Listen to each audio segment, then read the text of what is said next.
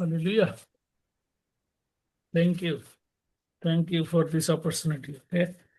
ঈশ্বরকে ধন্যবাদ জানাই আজকের এই সুন্দর দিন তিনি দেখতে দিয়েছে এবং আপনাদের সঙ্গে সেই সহভাগিতা আমরা আবার মিলিত হতে পেরেছি। প্রভুকে ধন্যবাদ জানাই। আহ, আমি রবার্ট বৈদ্য, বাংলাঘাটে আছি এখন, গোপালগঞ্জ।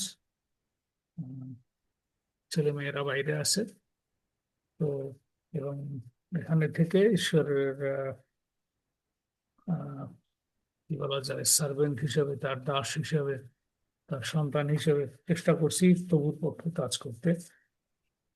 এই আমার সংক্ষিপ্ত পরিচয়। আর আজকে যে বিষয়ে আলাপ করতে চেয়েছি, আমরা বিগত দিনেও আলাপ করেছিলাম যে আহ, যীশু খ্রিস্টের জন্মদিন উপলক্ষে কিছু আলোচনা থাকলে ভালো হয়। তো আমি এটা ঈশ্বরের কাছে সেই প্রার্থনা জানাই যেন আমরা তিনি আমাদের আরো প্রজ্ঞা দেন, আমাদের আরো জ্ঞান দেন, যেন তার বিষয়ে আমরা আরো শিখতে পারি, জানতে পারি, বুঝতে পারি এবং প্রভুর সেবা কাজে যেন আরো উপচিয়ে পড়তে পারি।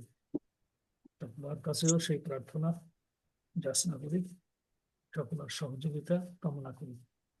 সবাইকে ধন্যবাদ। আসুন আমরা আজকে বাক্যের কাছে আসি। আহ, সাধারণত আমি বড়দিন কথাটিকে সবসময় এড়িয়ে যাই। আমি বলি প্রভু যীশু খ্রিস্টের জন্ম উৎসব বা প্রভু যীশু খ্রিস্টের জন্ম শুভ সংবাদ, এরকম বলতে চাই। এবং আমরা জানি যে যিশায়া পুস্তকের 7 অধ্যায়ের 14 পদে লেখা রয়েছে, দেখো সেই কন্যা গর্ভবতী হইবে এবং পুত্র প্রসব করিবে, আর তাহার নাম রাখা হইবে ইম্মানুয়েল। আমেন। এখন মথিলিখিত সুসমাচারেও যদি আমরা দেখি, আমরা দেখতে পারি সেখানে প্রভু যিশুর জন্ম বিবরণ এবং প্রভু যিশুর শিশুকালের বিবরণ, এবং এগুলিকে বিশ্লেষণ করলে আমরা অনেক কিছু শিখতে পারি। অনেক আলোচনার বিষয় এখানে, ছোট ছোট অনেক বিষয় আমাদের শিক্ষণীয় রয়েছে। কিন্তু আমি আজকে হয়তো সংক্ষেপে কিছু বিষয় বলবো। সেটা হলো যে আহ, এই যে বড়দিন ক্রিসমাস, তো অ্যাকচুয়ালি ম্যাস ম্যাস কথাটা হলো আসলে ক্যাথলিক উপাসনা, ক্রিসমাস সেখান থেকে আসছে এটা, এবং বাংলায় হয়তো বড়দিন বলে। কিন্তু প্রকৃতপক্ষে প্রথম বড়দিনকে যদি আমরা একটু স্মরণ করি, যে যিশুর জন্ম উৎসব প্রকৃতভাবে সেই রাখালদের কাছে এসেছিল।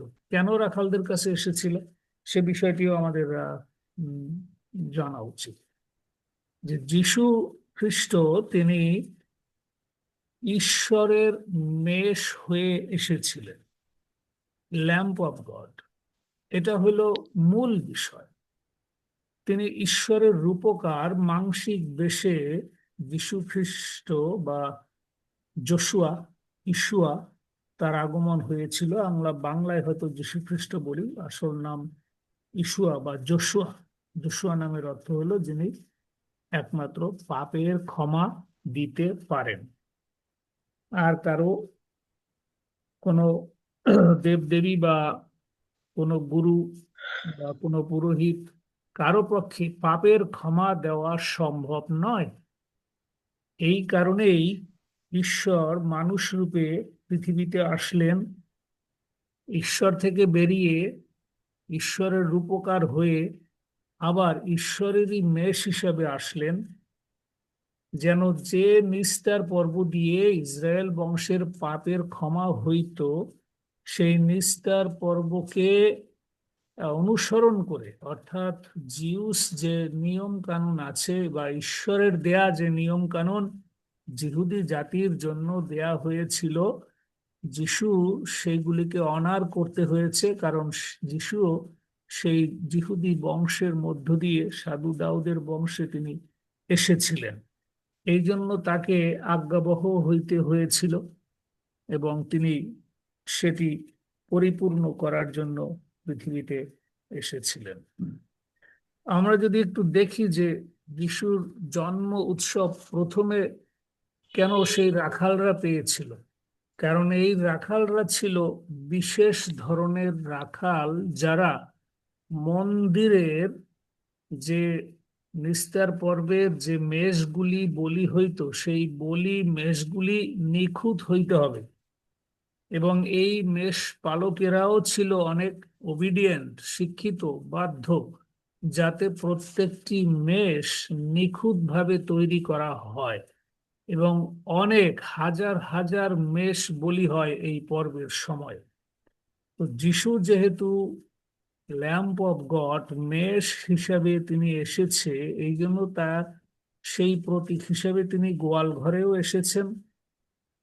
এবং যেদিন যিশু হত হবার জন্য যেদিন তিনি জেরুজালেমে যান, তার যে বিজয় যাত্রা ছিল, যেটি আমরা খেজুর পাতা দিয়ে উদযাপন করি, সেই দিন কিন্তু সেই দিন থেকে কিন্তু প্রচুর মেষ জেরুজালেমে ঢুকে এই নিখুঁত মেষ বিক্রি হয়।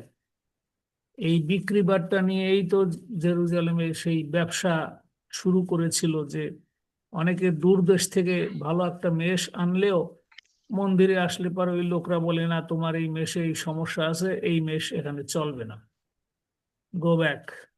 তো এখন সেই বেচারা যাবে কই? ওই মেষ সস্তা দামে বিক্রি করে তখন আবার টাকা এক্সচেঞ্জ করা লাগতো, সেখানে তারা ঠকতো। এই যে ব্যবসা, এটার জন্যই যীশু খ্রিস্ট বলেছিল যে এইসব ব্যবসা আমার মন্দিরে চলবে না। এখন যিশু মেষ হিসেবে এসছে, এবং সেই নিস্তার পর্ব যেদিন যিশুরও সেই ক্রুশের উপরে তার পবিত্র রক্তের বলিও সেই একই দিনেই হয়েছে। এই জন্য যিশুকে জেরুজালেমের প্রাচীরের বাইরে সেই গলগথাতে নিয়ে যাওয়া হয়েছিল, আর জেরুজালেমের মধ্যে সেই পর্বের জন্য হাজার হাজার মেষ বলি হয়েছে। আর যিশুকে আলাদাভাবে তারা অবহেলিত করে, তাকে পরিত্যক্ত করে, দোষী সাব্যস্ত করে ক্রুশে তাকে দিয়েছিল। তো এটি হলো, এই জন্য মেষ হিসেবে আসার কারণে রাখালদেরকেই বলা হয়েছে যে দেখো, তোমরা এতদিনে যে মেষ তৈরি করেছো, যে মেষ বলি হয়েছে, এখন আর তোমাদের এত কষ্ট করতে হবে না। এখন ঈশ্বরের মেষ আজকে তোমাদের জন্য বলি হচ্ছে, এরপরে আর পশু বলি দেওয়ার দরকার হবে না। আমার এই পবিত্র রক্তই সারা পৃথিবীর সমস্ত পাপকে ধুয়ে মুছে দেবে। এবং সেই কারণেই যীশু খ্রিস্টের আগমন হয়েছিল। এবং স্বর্গদূতরা মহা আনন্দে, হাজার হাজার কোটি কোটি স্বর্গদূতরা আকাশে ভর্তি, এবং তারা এসে সেই রাখালদের সাথে দেখা দিলেন। আলোতে ভরে গেল মাঠ। আর সেই রাখালরা তখন বুঝতে পারলো যে হ্যাঁ, যে ত্রাণকর্তার অপেক্ষায় আমরা ছিলাম, এই সেই শুভ সংবাদ। এই জন্য তারা শিশু যিশুকে প্রণাম করার জন্য, তাকে পূজা করার জন্য সেই গোয়াল ঘরে তারা মাঠ থেকে তারা আসলো। তার মানে মূল বিষয়টা হলো যে এই রাখালগণ এখন নিস্তার পাইল যে হ্যাঁ, আমাদের এই মেষ বলিতে আর প্রয়োজন নেই। তারাও আহ কি বলা যায়, তারাও হাঁপ ছেড়ে বাঁচলো যে বাহ, আজকে আমাদের ত্রাণকর্তাকে আমরা পেয়েছি। এই যে আনন্দ, এবং স্বর্গদূতদের যে আনন্দ, এবং সেই মাঠে রাখালদের যে আনন্দ, এবং যে গান স্বর্গদূতরা গেয়েছিলেন, যে ঊর্ধ্বলোকে ঈশ্বরের মহিমা, পৃথিবীতে তাহার প্রীতিপাত্র, মনুষ্যদের মধ্যে শান্তি, আমেন। বিশাল। আমেন। এই গান কোনো মানুষের মুখ দিয়ে গাওয়া হয় না, স্বর্গদূতরা গেয়েছে। এটা যদি আমরা একটু অনুধাবন করি যে কত বড় বিষয়, এটি বিশাল বিষয়। স্বর্গদূতরা আনন্দ করল। এবং এই যে মানে আগমন, প্রথম আগমনের যে আনন্দ, সেটিকে, যেহেতু এটি পাপ ক্ষমার একটি বিষয়, টোটালি আধ্যাত্মিক বিষয়, এবং সেই নতুন স্বর্গ রাজ্যের রাজা হবে যীশুখ্রিস্ট নিজে। এই জন্য তিনি শান্তিরাজ, সনাতন পিতা, বিক্রমশালী ঈশ্বর। এত বড় একটি বিষয়, সেটাকে আমরা সাধারণত একটু বড়দিন বলে ক্রিসমাসের আনন্দ উৎসব করে এইটাকে মানে হেলা ফেলা ভাবে বাণিজ্যিক ভাবে এটাকে পালন করার মানে তেমন কোনো অর্থ সেখানে নাই। আমরা যেভাবে বড়দিন পালন করি সেটার ভিতরে সেই আধ্যাত্মিকতা, সেই ব্যাখ্যাটা থাকে না, সেটা নাই। সেটা এখন জাগতিক একটা অনুষ্ঠানের রূপ নিয়েছে। এবং খ্রিসমাস, ক্রাইস্ট ম্যাস মানে মিশা, যেটা বাংলায় বলে ক্যাথলিক চার্চে মিশা। তো এইটা তো আমরা উদযাপন করতে পারি না। সুতরাং যিশুর যে প্রথম আগমনের যে আহ, আনন্দ, যিশুর জন্মের যে আনন্দ, তা রাখালরাই করেছে, স্বর্গদূতরাই করে জগৎকে জানিয়ে দিয়েছে, পরিচয় করিয়ে দিয়েছে। সেটি ছিল মূল বিষয়। আরেকটি প্রধান বিষয় আলোচনা করা যায় যে আর কারা যিশুকে পরে এসে উম, প্রণাম করলো। সেটা হলো ম্যাজাই বা ওয়াইজ ম্যান, যারা ইরান থেকে এসেছিল। এখন সেখানে একটি গুরুত্বপূর্ণ বিষয় আছে যে এই যে ইরান থেকে যারা আসলো, ইরাক, ইরান, পূর্ব দেশীয় পণ্ডিত বলি আমরা, সেটা এখন বর্তমানে ইরান। তো সেখান থেকে তিন পণ্ডিতের কথা এখানে বলা আছে। আসলে কিন্তু তিন পণ্ডিত নয়, সেখানে প্রচুর লোক তাদের ছিল এবং তাদের যাত্রা পথ এত সোজা ছিল না। বহু মাইল দূর থেকে তাদের অনেক কাঠখড় পুড়িয়ে আসতে হয়েছিল। এখন একটা বিষয় দাঁড়ায় যে তারা কিভাবে জানতে পারলো যে কখন এবং কোথায় এই ত্রাণকর্তা জন্মগ্রহণ করবে। এবং এই ত্রাণকর্তা সারা পৃথিবীর মানুষের জন্য, শুধু যে জিউসদের জন্য তা নয়। এই জ্ঞানী ব্যক্তিরা কোথা থেকে এই জ্ঞান পেল, সেটি একটি বিষয়। এবং তাদের সঙ্গে অনেক লোক ছিল, যদিও তারা উট উটের মাধ্যমে তারা এসেছিল, কিন্তু তাদের সঙ্গে কিন্তু অনেক লোক ছিল। কিন্তু বিশেষত এই তিন পণ্ডিতের কথা বলা হয়েছে কারণ তারা তিনজনে তারা সেই বিশেষ উপহার তারা প্রদান করেছিল, এই জন্য তাদের নামটাই বেশি এসেছে। এখন যীশু খ্রিস্টের জন্ম নিয়ে আমরা যেমন গতকালকেও আলাপ করেছি অনেক আলোচনার সময়, আর সত্যি সত্যি যীশু খ্রিস্টের জন্ম তারিখ সেটি আহ, সঠিকভাবে বলা একটু কঠিন। এখানে অনেক ডগমা রয়েছে, অনেক ডগমেটিক ম্যাটার, ডিসকাশন, তারপরে আছে অনেক আলোচনা। ঠিক আছে, কিন্তু আসলে প্যাগান ধর্মের সাথে একটা সাংঘর্ষিক হয়েছে এখানে। কারণ আমি কালকে আমরা একটু আলোচনার সময় বলেছিলাম যে নিমরত, সেমিরামাস এবং তাম্বুজ, যারা সূর্য দেবতা, এবং আমরা জানি যে বিভিন্ন দেব দেবীর নাম আসছে সেমিরামাসের মধ্য থেকে। এবং এই যে নিমরদ এবং সেমিরামাস and থাম্বুজ, এই যে হেলিশ ট্রিনিটি, মানে ঈশ্বর, আমরা যেমন পিতা পুত্র পবিত্র আত্মা, শয়তান চুপ করে বসে নাই। নিমরদের মধ্য দিয়ে এই হেলিশ ট্রিনিটি তারা শুরু করে বাবিল থেকে। এবং বিভিন্ন, এবং সেই নিমরদের বা তাদের যে ট্রেডিশনাল একটা এই উৎসব আছে, তাদের জন্মদিনের যে উৎসব, হইতে পারে এটি কোঅ্যাক্সিডেন্ট দ্যাট হয়তো বা 25 তারিখে যিশুর জন্ম হতেও পারে, কিন্তু এটা সাংঘর্ষিক হয়ে গেছে প্যাগান ধর্মের সঙ্গে। কারণ তারা ওই প্যাগান ধর্ম দিয়েই তারা ওই নিমরদের জন্মদিন বা দেবদেবীর জন্মদিন উৎসব তারা পালন করত।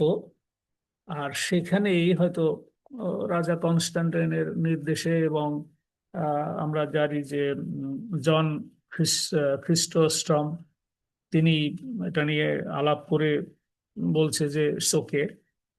আর সেই যে ওকে বলছে, সেই ওকে থেকেই ওকে, যে 25 তারিখে আমরা হয়তো বড়দিন পালন করি।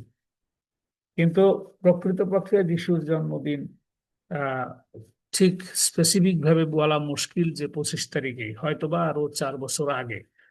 আমাদের ক্যালেন্ডারের সাথে তো মিলবেই না। ক্যালেন্ডার অনুসারে দেখা যায় যে খ্রিস্টপূর্ব কি বলা যায়, 4 বছর আগে এরকম, বা 5 বছরের শেষে এরকম সময় যিশুর জন্ম হয়েছে। কিন্তু প্রশ্নটা আসে যে এই পণ্ডিতগণ অত দূর থেকে কি করে জানলো যে ওই জায়গায় এই সময় যীশু খ্রিস্টের জন্ম হইতে পারে? এটি একটি গুরুত্বপূর্ণ বিষয়। এই গুরুত্বপূর্ণ বিষয়টি যদি আমরা আহ, আলোচনা করে বের করতে চাই, তাহা হইলে আমাদের যাইতে হবে সেই দানিয়েল পুস্তকে। দানিয়েল পুস্তকে না গেলে আমরা এটা বুঝতে পারবো না। এখন দানিয়েল পুস্তকে 5-এ আমরা দেখব যে ইহুদি জাতির সঙ্গে ইসরায়েল জাতির যে একটা শেষ সময়কাল বা যিশু কবে আসবে সেটির ধারণা কিন্তু এখানে আছে।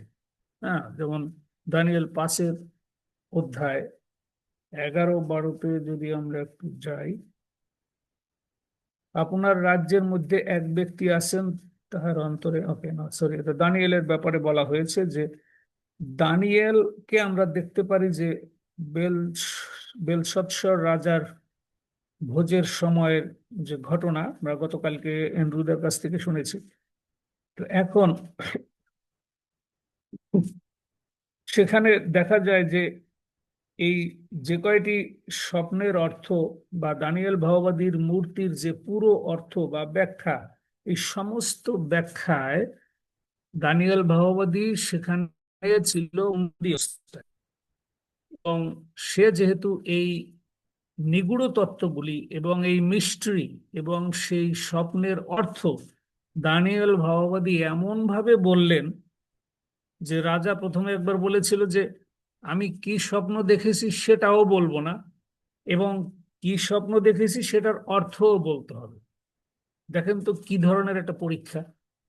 বাবা, স্বপ্নটা তুমি কি দেখেছো সেটা বলো, বলছে না সেটাও বলবো না। স্বপ্নটা কি দেখেছি তাও বলবো না, এবং তোমাকে সেটাও বলতে হবে এবং অর্থও বলতে হবে। মানে কি বিশাল ঘটনা! এটা ঈশ্বর ছাড়া কেউ পারে? কোনোদিনও সম্ভব না। এই জন্য দানিয়েল ভগবতী প্রমাণ করে দিল যে তার ঈশ্বর হলো সত্য ঈশ্বর, এবং ঈশ্বরই তাকে জানিয়ে দিয়েছে দানিয়েল এই এই বিষয়, যার জন্য সে প্রকাশ করতে পেরেছে। এবং এই এই যে বিজ্ঞতা, এই যে উইজডম, এইটার কারণে দানিয়েল ভগবতী কি হইল, সেখানে সেই রাজ্যের প্রধান হয়ে গেল সে। যদি সে 3 নম্বরে ছিল, কিন্তু যত জ্যোতিষবিদ, মন্ত্রবেত্তা, জাদুকারী লোক, সমস্ত জ্ঞানী লোক, সবার উপরে দানিয়েলের স্থান। এইবারে দানিয়েল বলে গেছে তাদেরকে যে দেখো, আমাদের ত্রাণকর্তা আসবে, আমাদের ত্রাণকর্তা আছে, তিনি আসবেন। এবং দানিয়েল ভগবতী তাদেরকে সুন্দর করে ওই পণ্ডিতদেরকে বলে বলে গেছে। তারা যেহেতু তার কাছে আরো জানতে চেয়েছে যে তার ঈশ্বর সম্বন্ধীয়, দানিয়েল ভগবতীর কাছ থেকে তারা সমস্ত জ্ঞান পেয়েছে। এই জন্য নবক্ষত্রেশ্বর রাজা তিনি মন্ত্রবেদ্যাদের, গণকদের এবং কলদিয়ের এবং জ্যোতিষবিদদের প্রধান করিয়া দানিয়েলকে নিযুক্ত করিয়াছিল। এবং সেই দানিয়েলই তাদেরকে এই সমস্ত প্রজ্ঞা জ্ঞান দিয়ে আসছে যে দেখো, সেই কোথায় জন্ম নেবে, এই বাইবেলের বিষয়গুলি।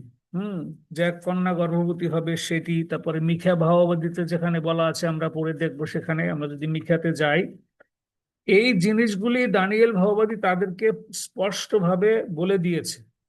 হুম যে কখন সেই মেসায়া বা ত্রাণকর্তা আসবে, এবং এই ত্রাণকর্তার সম্বন্ধে বা এই রক্ষাকর্তার সম্বন্ধে দানিয়েল ভগবতী তাদেরকে এমন ভাবে শিক্ষা দিয়েছে যে পণ্ডিতগণ অটোমেটিকলি তাদের ভিতরে ঈশ্বর ভয় ঢুকে গেল, এবং তারা তারা এক প্রকার কনভার্ট হয়ে গেল যে ও মাই গুডনেস, তাহলে সেই আসল বিষয়ই তো আমাদের জানা উচিত, যে তারই অপেক্ষাই তো আমাদের থাকা উচিত। হুম যেমন আমরা যদি গণনা পুস্তকে যাই, 24-17-তে যদি যাই, আমরা দেখবো সেখানে লেখা আছে আমি তাহাকে দেখিব কিন্তু এক্ষণে নয়, তাহাকে দর্শন করিব কিন্তু নিকটে নয়। যাকব হইতে এক তারা উদিত হইবে, ইসরায়েল হইতে এক রাজদণ্ড উঠিবে।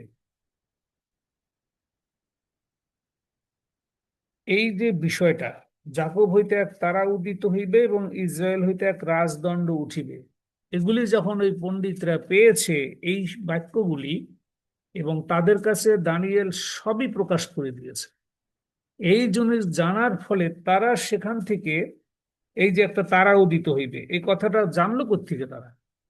দানিয়েলও তো জানতো না, দানিয়েলও তো শাস্ত্র থেকে নিয়েছে, এবং ঈশ্বর সেভাবে তাদের কাছে দানিয়েলের মধ্য দিয়ে প্রকাশ করেছেন যে দেখো এই এই ঘটনাগুলি ঘটবে। এবং মিখাতে যদি যদি আমরা যাই, মিখা বাবাবাড়িতে আমরা দেখি সেখানে কি লেখা আছে। হুম, মিখাতে যদি যাই 5 অধ্যায় 2 পদে, সেখানে 5 অধ্যায় মিখাতে, আর তুমি হে বেথলেহেম ইফরাতা, তুমি জিহুদার সহস্রগণের মধ্যে ক্ষুদ্রা বলিয়া অগণিতা, তোমা হইতে ইসরায়েলের মধ্যে কর্তা হইবার জন্য আমার উদ্দেশ্যে এক ব্যক্তি উৎপন্ন হইবেন, প্রাক্কাল হইতে অনাদিকাল হইতে তাহার উৎপত্তি। ভেরি ভেরি ইম্পর্টেন্ট, যে সে যে আসবে এক ব্যক্তি, তিনি উৎপন্ন হইবেন, তিনি কখন থেকে আসেন? প্রাক্কাল হইতে, অনাদিকাল হইতে তাহার উৎপত্তি, from the beginning, alpha and omega. এগুলি যখন, এবং সেটি মথি 2 অধ্যায় 1-2 পদেও যে পণ্ডিতরা এসেছিল এবং যিশুকে কেন আরাধনা করলো, প্রণাম করলো, এর কারণটা কি? মথি 2 অধ্যায় 6 যদি যাই আমরা, সেখানে কি লেখা আছে? মথি 2 অধ্যায় 6 পদে, আর তুমি, এই একই বিষয় যেটা মিখাতে লেখা রয়েছে সেটা এখানে উদ্ধৃতি দিয়ে বলা হয়েছে, যে আর তুমি হে জিহুদা দেশের বেথলেহেম, তুমি জিহুদার অধ্যক্ষদের মধ্যে কোনো মতে ক্ষুদ্রতম নও, কারণ তোমা হইতে সেই অধ্যক্ষ উৎপন্ন হইবেন, যিনি আমার প্রজা ইসরায়েলকে পালন করিবেন। ইসরায়েলকে পালন করবে কে? যীশু খ্রিস্ট নিজে। কখন? এখন পর্যন্ত তো পালন করতেই পারে নাই, তারে তো রিজেক্ট করে তারে বাইরে নিয়ে মেরেই ফেলছে।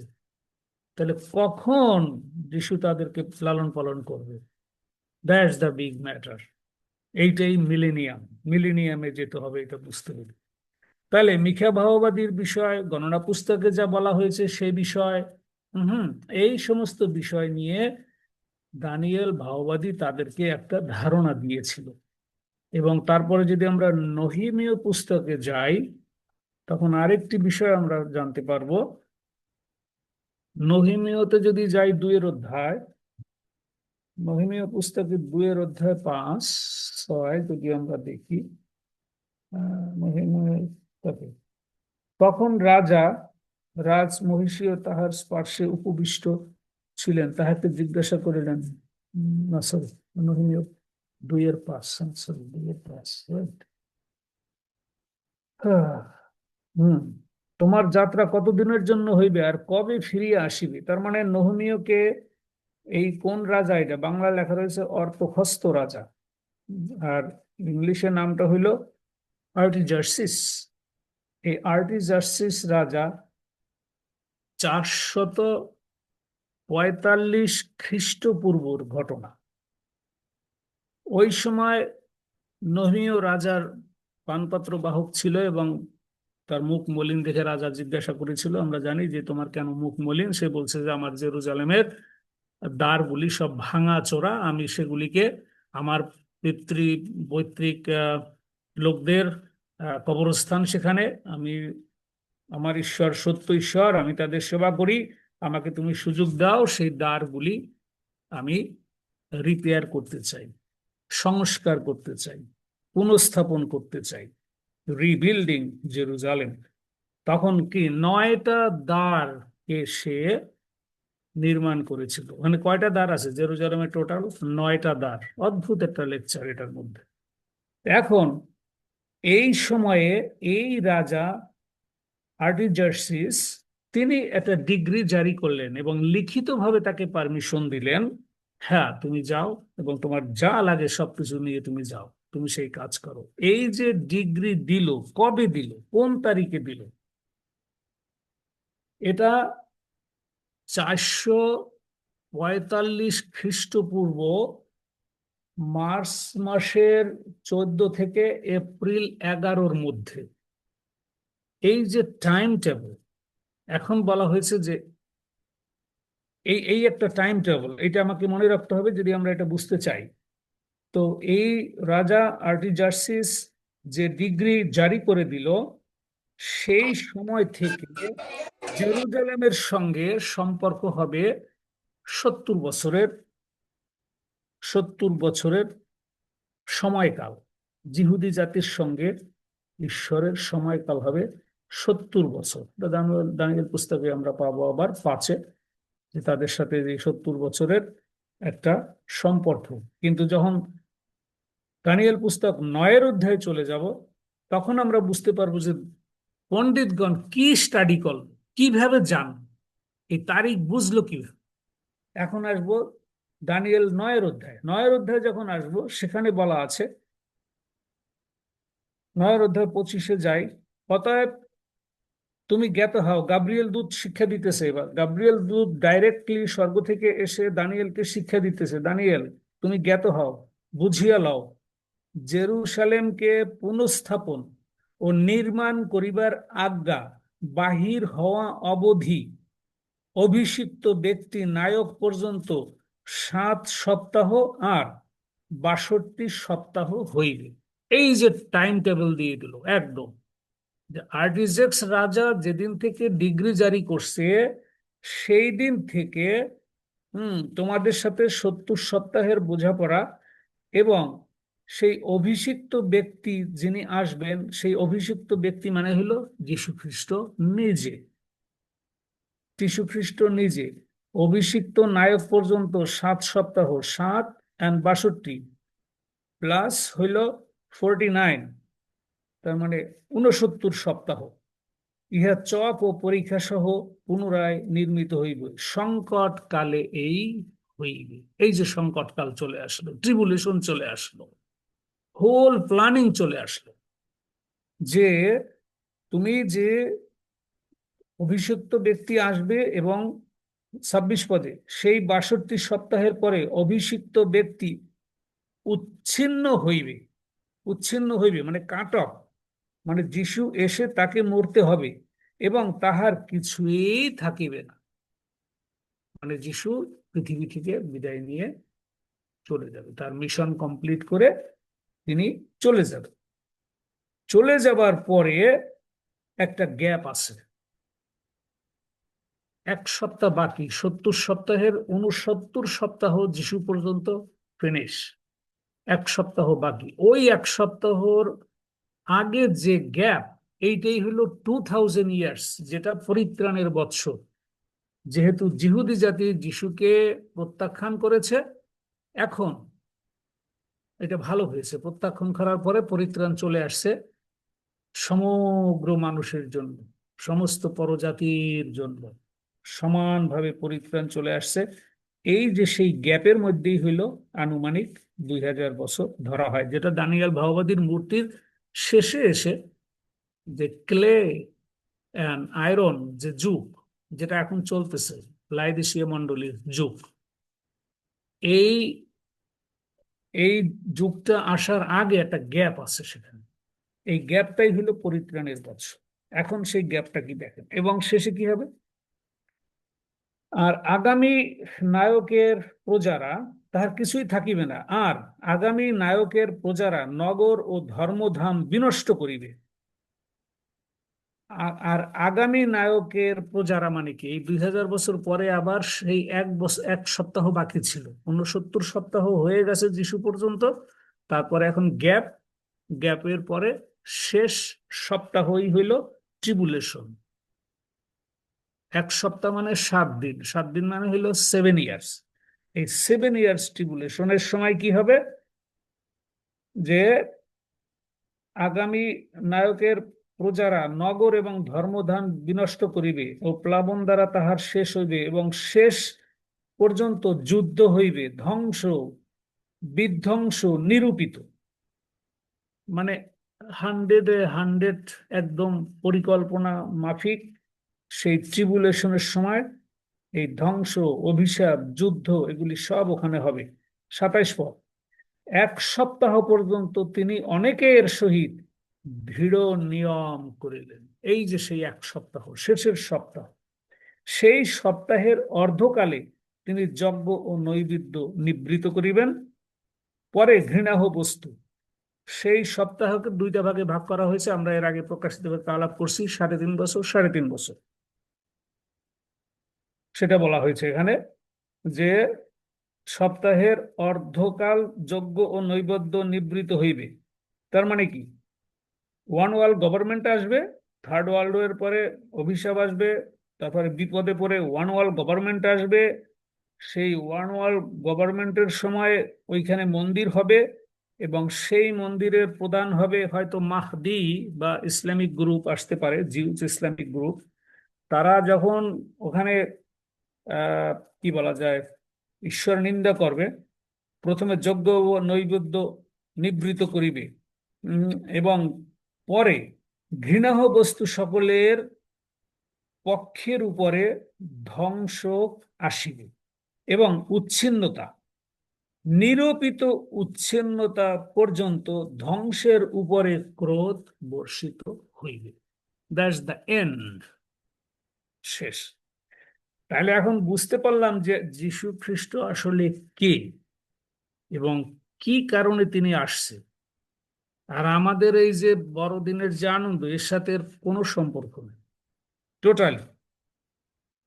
বিশাল ঘটনা যে যিশু এসে চলে যাবে, পরিত্রাণ সবার জন্য ছেড়ে দেওয়া হইল, শেষের সপ্তাহে গিয়ে প্রতিশোধ, জিহুদি জাতি তুমি এতদিন কেন আমার কথা শুনো নাই, এবারে তুমি উপযুক্ত শিক্ষা আমি তোমাকে দিয়ে তারপরে আমি তোমাকে সাধারণ ক্ষমা দিব। এখন এই সমস্ত জ্ঞান যখন পণ্ডিতদের কাছে প্রকাশ করা হয়, তখন সে পণ্ডিতরা কি আর চুপচাপ বসে থাকতে পারে? তারা এগুলিকে পুরোপুরি বিশ্বাস করেছে, এমন বিশ্বাস করেছে ভক্তি সহকারে। তারা সেখান থেকে সেই পুস্তক ছাড়ে নাই। হয়তো এক পণ্ডিত মারা গেছে, নতুন পণ্ডিত আসছে, তাদের কাছে সেগুলি দেয়া হয়েছে, তারা সেগুলি নিয়ে অপেক্ষায় বসে আছে। অনেক অনেক অপেক্ষার পরে যখন সেই টাইম তারা মিলিয়েছে যে আর্টিজেক্স রাজার ওখান থেকে শুরু করে কত সময়ের পরে এবং ইফ্রেতা বৈতলেহমে কখন আসতে পারে এবং কখন সেই নতুন তারা আসতে পারে, সমস্ত কিছু গণনা করে তারা নিশ্চিত হয়েছে দিস ইজ দ্য টাইম। তখন তারা তারার সন্ধান পেয়ে তখন তারা রওনা দেয়। বিষয়টি এত সোজা নয়, অনেক অনেক কঠিন। এই যে সময় নিরূপণ করে নিশ্চিতভাবে তারা চলে আসছে, একদম কাছাকাছি এসে তারা হেরত রাজার কাছে গেছে যে নিশ্চয়ই রাজা তো জানবেই, যেটা আমরা মানে কি বলা যায় জাগতিক মানুষ আমরা অনেক সময় করে থাকি, যে আমি জানি তারপরে কারো কাছে জিজ্ঞাসা করি ভাই আমি কি এই রাস্তায় যাবো না ওই রাস্তায় যাবো, এক্স্যাক্টলি লাইক দ্যাট। কিন্তু বিষয় হলো দানিয়েল কত সুন্দরভাবে তাদেরকে ব্যাখ্যা করেছিলেন যে সেই পণ্ডিতরা একদম 100-তে 100 ভাগ তারা বিশ্বাস করে তারা কাজ শুরু করলো।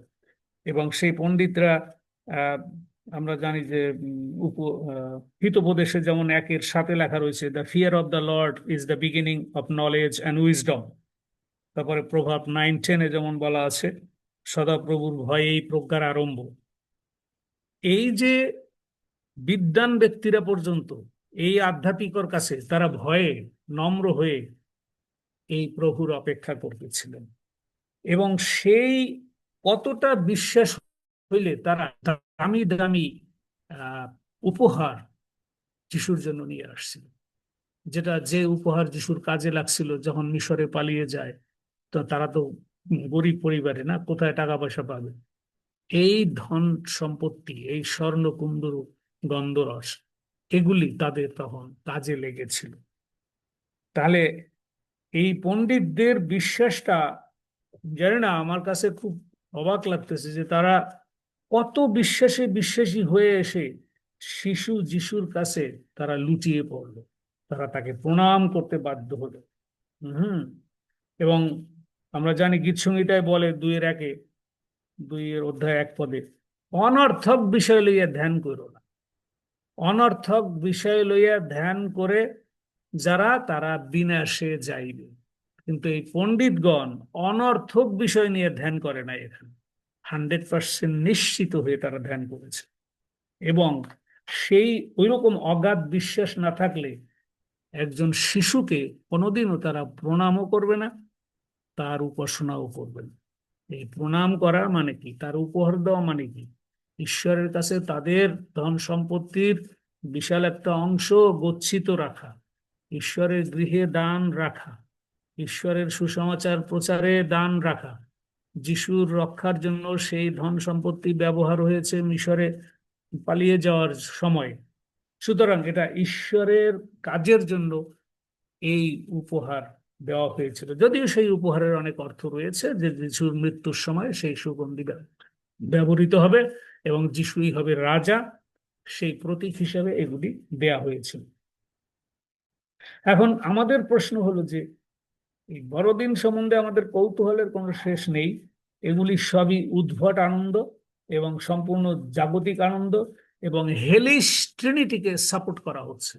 Very bad. হেলিশ ট্রিনিটি মানে শয়তানের ট্রিনিটি। সারা পৃথিবীতে যারা খ্রিস্টিয়ান বলে না, হয়তো বুদ্ধিস্ট বা নাস্তিক বা অন্য ধর্মের, আপনি গিয়ে দেখেন তাদের দোকানে, তাদের বিজনেসে কত পরিমাণ এই সাজসজ্জা করা হয়েছে, বড়দিনের সাজানো, কত ক্রিসমাস ট্রি।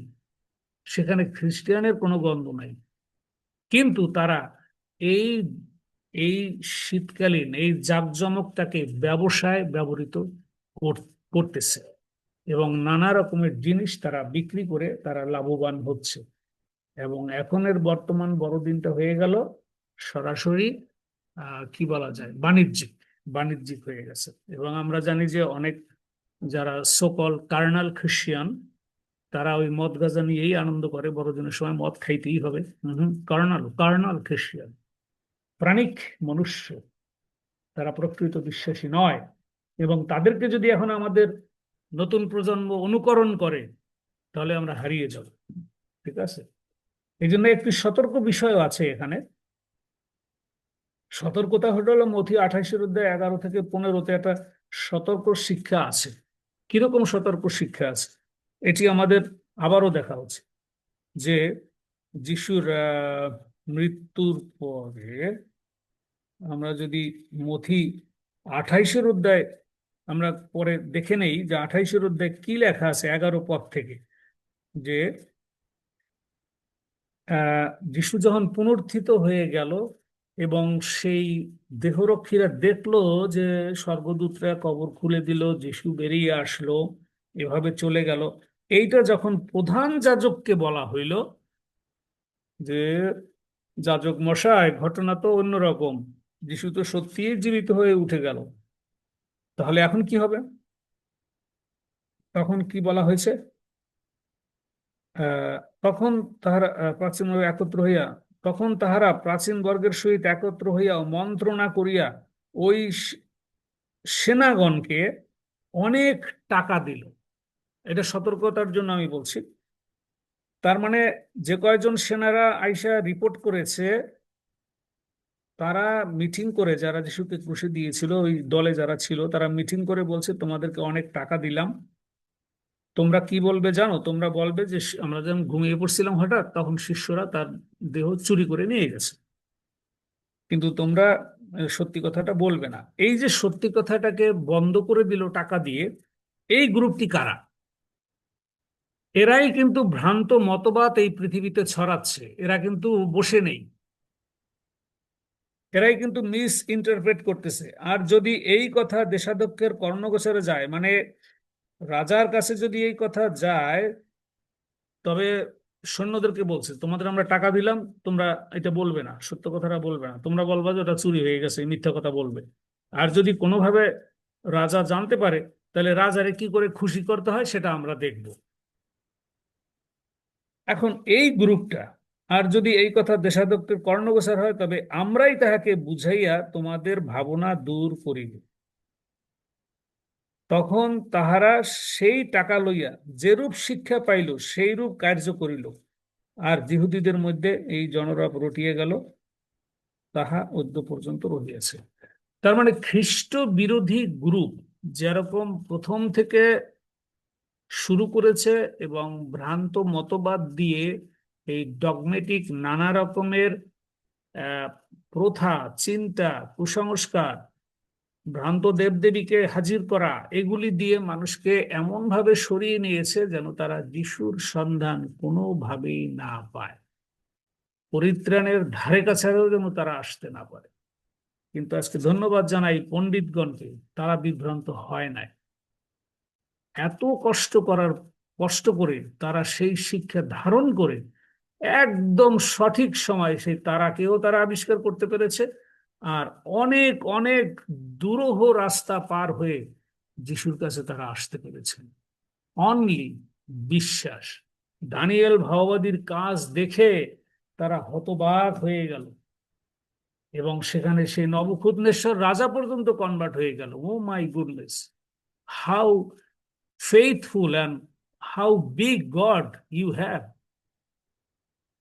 এখন দানিয়েল ভাওবাদীর এই প্রচেষ্টাকে আমরা শ্রদ্ধা জানাই, পণ্ডিতগণকে আমরা শ্রদ্ধা জানাই, কিন্তু এই সুশিক্ষা থেকে এখন যে লাইদিয়াকাস্ত মণ্ডলী, এই শেষ যুগ, এখন এআই এর গ্রুপ আসছে। এখন ইলন মাস্ক চশমা বানাইতেছে যে এই সেলফোনটা বন্ধ হয়ে যাক, এই চশমার সামনে আসবে আমার, ওখানে আমি হিট করব আর যা খুশি তাই পেয়ে যাবে। দ্যাটস এই যুগ আসতেছে। এবং পোপ সিরিয়াসলি চেষ্টা করতেছে ওয়ান ওয়ার্ল্ড গভর্নমেন্ট তৈরি করতে, এবং অলরেডি মিশরে সে এখনই করতেছে। পোপ, এখন যে বর্তমানে পোপ আছে, সে মিশরে গিয়েছে, ইজিপ্টে। সেখানে যে নাইসেন যে মতবাদ ছিল আহ, ক্যাথলিকদের, সেখান থেকে শুরু হয়েছিল বড় মিটিং, সেইখানে সে আবার গিয়েছে। অর্থাৎ প্রায় 1700-1800 বছর আগের যে যেখান থেকে সিদ্ধান্ত হয়েছিল সেখানে তিনি মিটিং করতে গিয়েছে। সুতরাং এমন খারাপ দিন আসবে যে এখন বিভ্রান্ত হওয়ার যে কত মতবাদ আসবে, এবং যিশুর বিরুদ্ধে এমন এমন জিনিস খুব তাড়াতাড়ি আসবে যে মানুষ দিশেহারা হয়ে যাবে, এবং অনেক মানুষ অলরেডি বিভ্রান্ত, এবং অনেকে পুরোপুরি বিভ্রান্ত হয়ে নরকের পথে চলে যাবে। সুতরাং আমাদের অনেক সতর্ক থাকা প্রয়োজন। ঈশ্বর আমাদেরকে আশীর্বাদ করুন, আমরা দানিয়েলের মতন যেন কাউকে আমরা বলতে পারি, সঠিক সংবাদটা যেন দিতে পারি, পরিত্রাণের বিষয়টা যেন মানুষকে জানাতে পারি। তবু আমাদের সহায় হোক। যিশুর পবিত্র রক্তে আমাদের সূচি করেছেন, আরো অনেক মানুষ যেন সূচি হয় এবং যিশুকে গ্রহণ করতে পারে। সকলকে ধন্যবাদ। আমেন।